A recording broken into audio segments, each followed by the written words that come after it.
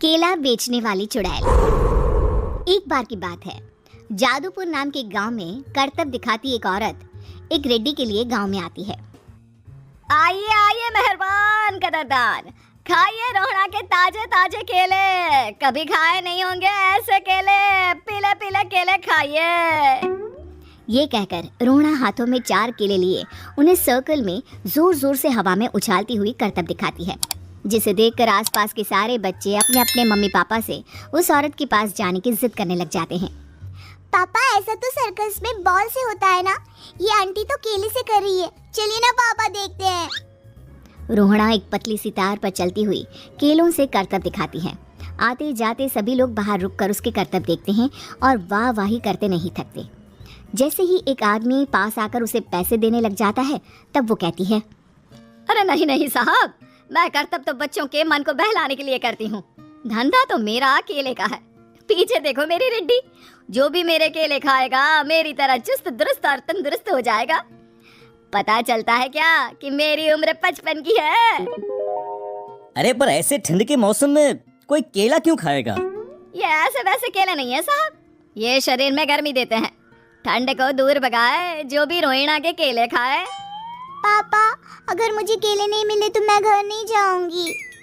तभी उसके पापा कहते हैं कि बेटा केले ठंड में कभी गर्मी नहीं देते, ये सब कहने की बातें हैं, सामान बेचने का तरीका है इनका। पर पिंकी नहीं मानती। मैं केले खाऊंगी। पिंकी की जिद के आगे नत्थू हार जाता है और उसे केले खरीद कर दे देता है। पिंकी खुश होकर केले घर ले आकर खाती है। अब मैं भी करतब करूंगी, कितना मजा आएगा, जादुई केले।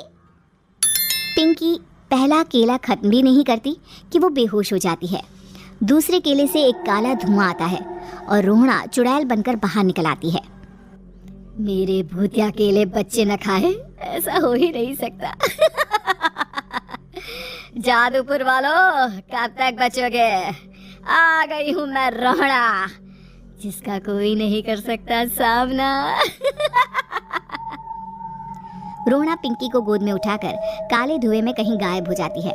शाम के वक्त नत्थू घर लौटता है और पिंकी को घर में ना पाकर उसकी माँ से कहता है, माँ पिंकी कहाँ है? अरे बेटा, उसे तो तू सुबह करतब दिखाने ले गया था ना, फिर कहाँ वापस आए तुम दोनों?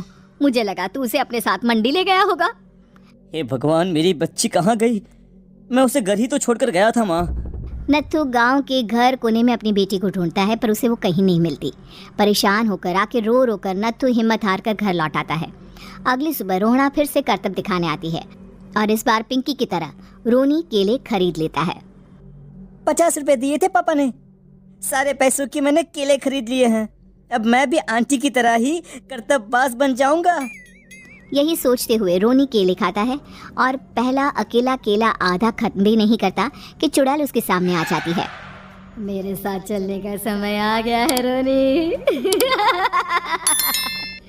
ये तो बस शुरुआत है, अब इस गांव के सारे बच्चे धीरे धीरे मेरे कब्जे में होंगे, एक बच्चा भी नहीं बचेगा। ये कहकर रोनी को गोद में लेकर काले धुएं में अदृश्य हो जाती है।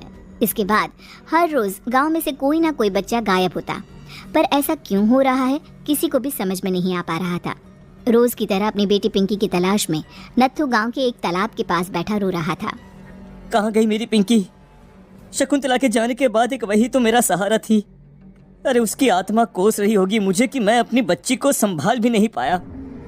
नत्थू ये कहता हुआ रो ही रहा था कि तभी तालाब में से उसे शकुंतला की आवाज सुनाई देती है। कहाँ थी तुम शकुंतला? हमारी बच्ची और सारे गायब हुए बच्चे रोहड़ा के कब्जे में हैं। वो बच्चों को जो केले देती है उससे बच्चे बेहोश हो जाते हैं और उसके कब्जे में आ जाते हैं और वो उन्हें ले जाकर काली दुनिया में ले जाती है। पर वो ऐसा क्यों कर रही है? ये मैं नहीं जानती, पर उस दुनिया का रास्ता मैं आपको बता सकती हूँ। जहाँ ये नदी खत्म होती है वहाँ एक केले का पेड़ है, उसके नीचे एक दरवाजा है, वहीं से रास्ता जाता है उस दुनिया का। ये कहकर शकुंतला की आत्मा गायब हो जाती है। गांव के सभी लोग झुंड बनाकर उसी रास्ते से काली दुनिया में चले जाते हैं और वहाँ देखते हैं कि सारे बच्चे वहाँ काम कर रहे थे। पापा मुझे ले चलो यहाँ से। पापा पापा सभी बच्चे अपने मम्मी पापा से लिपट जाते हैं। तो तुम लोग यहाँ तक आ गए? क्यों हमारे बच्चों को पकड़ लिया तूने? तुझे शिकार ही बनाना है तो ले, हम सब आ गए हैं, हमें खा ले। नहीं, मुझे बच्चे चाहिए। मेरे बच्चे के बदले तुम लोगों के बच्चे। क्या मतलब? मैं इसी गांव में रहने वाली एक औरत थी। केले की चोरी के इल्जाम में मेरे बेटे को गांव वालों ने इतना मारा कि वो मर गया। उसी दिन मैंने ठान लिया कि गांव वालों का भी वही हाल करूंगी।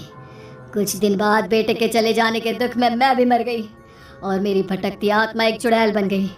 और फिर मैंने बदला लिया तुम सबके बच्चे छीनकर। बर्दाश्त नहीं कर पाए ना? सोचो मुझ पर क्या बीती होगी। हमें माफ कर दो रोना।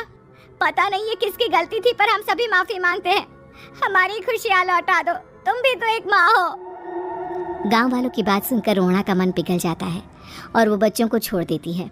उसके बाद काली दुनिया बच्चों के लिए जादुई दुनिया बन जाती है। अब कोई भी कभी भी वहां आ जा